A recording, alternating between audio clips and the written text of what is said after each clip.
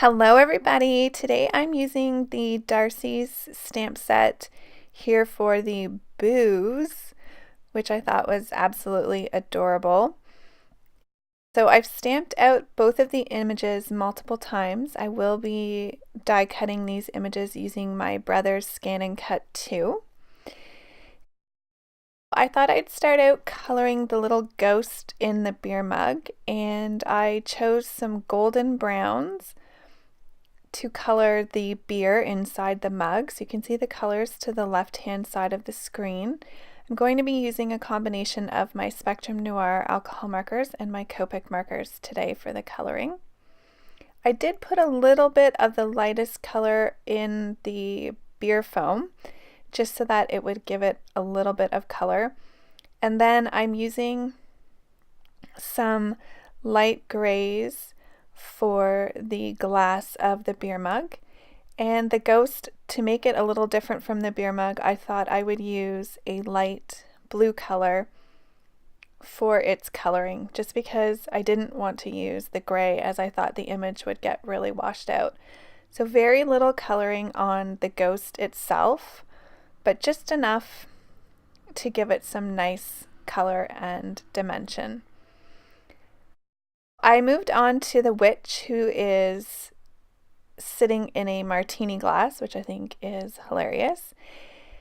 And the inspiration for my colors was from the packaging of the stamp set. They colored them in these really beautiful soft colors, and I tend to be a bit more darker in my color choices, so I thought that this would be a good challenge for myself, and actually I really love the way it turned out. So for a lot of these I'm using two color blending. I don't know if you could hear that, but Lila and Piper are playing beside me. And Lila's just saying hello. Yeah, I'm using a lot of just two color blending here so that it has that very soft color. And so for this color here, I decided to use a peachy color. So I'm using a CR and a PP, which is almost like a peach and then a very light pink, to blend those. In the image, of course, the cats are going to use their scratching post while I'm trying to do this voiceover. The image used a golden yellow for that color, the bow and the star and bow on the witch's hat, but I decided to use more of a corally color, as I mentioned. So for the purples, I'm doing a 3-color blend here just because the images, or the part of the image that I'm coloring with the purple, is a lot larger. I think I achieved a kind of light purple pastel color. There was a lot of white space left in the images in this sample that came on the stamp set, and so I was trying to recreate that. It's not something I've ever done before, but I do like how it turned out, as I said. So let me know what you think. Do you think it's too much white space? Is it kind of leaving, I don't know, does it look like it's not colored enough? When you see the image on the card, I think it's okay for sure. I don't know what's going on, but now there's a really loud truck going by my window. My windows are closed. It's started to get really cool here. We had a wonderful summer. Anyways, I digress, but it seems like this voiceover is just destined to be interrupted with all kinds of different noises. So for the skin tones, I'm using this colors that came in the multiple Copic skin tone package. If you saw one of my last hauls, you would have seen that set that I purchased. And I know a lot of you were interested in seeing the different skin tones that can come from that set, so I hope to do that as well. So now I'm moving on to creating the cards. I'm just using regular 110 pound Michaels Recollection cardstock here because I'm a bit too cheap to use the Bristol for multiple cards, and I did make multiples of both of these to send out. So I'm using the Broken China, I believe, and where it's really dark you're not going to see because the ghost image in the beer mug is going to be over that. So I just used my Distress sprayer there to spray on some water, and that large magnet was making that little round magnet go towards it, so I just needed to move that up. And then I am going to use one of the images on the front, and I just needed a little bit darker there in the bottom, and like I said, where it's very dark, you're not going to see that. I will spritz on a bit more water. The nice thing about Distress inks is that if it's too dark, you can take it away with water, but if it's too light, it's a little bit more difficult. So you can kind of overcolor. And here I'm just trying to blend it out more at the top.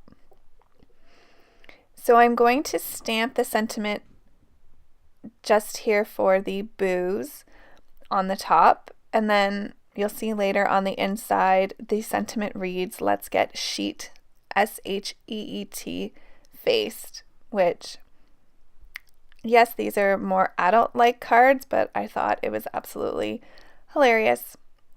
And if you wanted to add a little bit more to this card, you could definitely heat emboss the sentiments and they would stick out a little bit more from the panel. But as I said, I was making multiples, so I was just kind of being lazy. But so now I'm going to work on the inside of the card here. The sentiment is very tiny, so I decided to add in at the bottom "Happy Halloween," and that was from the Lawn Fawn Costume Party stamp set. And I'm going to put that just on the bottom of this card. So this card is a 3x4 card, and the card base is just, again, the Michael's Recollections 110 pound. So here's where I'm stamping the "Happy Halloween," and I do this multiple times just to get that nice black crisp image that so many of us love. So that's the inside of the card done. Now I did put some foam sheets, cut out pieces of fun foam on the back of the little ghost to make him pop up, and that card is done. So we'll move on to the little witch.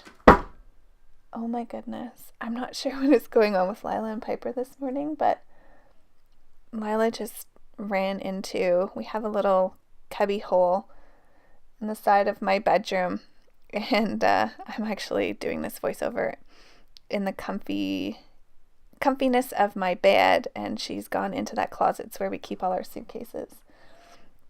Anyways, back to the card. So this is just the panel that I'm going to be using, and I just stamped out the image again as a placeholder with the sentiment, which is "Cheers, Witches," and I'm using this blue piece of paper. This is from the Doodlebug Booville collection, and I just had smudged some ink, so I was erasing that off. So I want this to actually be tilted on the card. So that's why I want the sentiment to be straight on the card, but the panel to be a little bit tilted. You'll see what I mean in a second. So I'm just blending on some Twisted Citron on the back of that card to make it look like when she was in the martini glass, she spilt out a whole bunch of the martini onto whatever it was sitting on. And so I just put that on, used my Distress sprayer again, and then just took the heat gun to that to get it to dry. And then I'm just adding some water to some of the Distress ink, and I'm going to be putting some water, ink splotches here around the card. So now I'm going to put the card base on. I'm just getting distracted. Lila's up on the bed. Lila, come here. And there I'm showing you, that I was using the Doodlebug Booville. So here's how I put the panel onto the card base, and then again I popped her up on some fun foam and adhered that to the card, and I really do love the way this turned out. I put some Spectrum Noir Sparkle pen on the martini just to give it a little bit of added extra, and then a little bit on the band on her hat.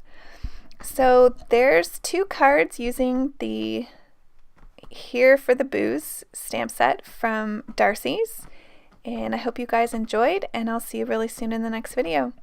Take care, everyone. Have a great day. Bye.